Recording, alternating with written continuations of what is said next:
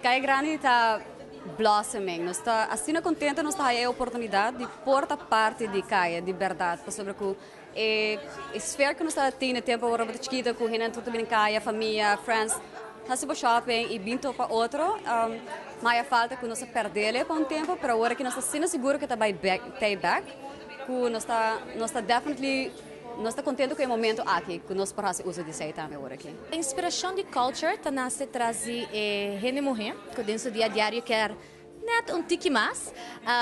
Nós oferecemos serviço na bijvoorbeeld cosmética, combinando com o serviço de unha, depois para aplicar o produto na unha e também de um ambiente um tique mais, como se diz, gezellig.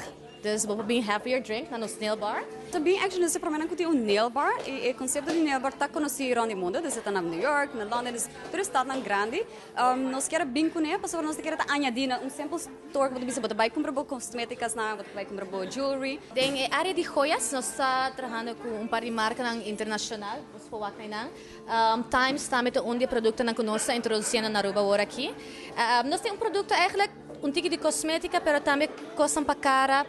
Uma linha roupa exclusiva que nós temos colagênio. Essa aqui é uma linha que tem para cara, que está basada de ouro. Então, 24 carat de ouro, está para moisturize a cara, etc. Essa aqui é coisa que outro lugar não tem.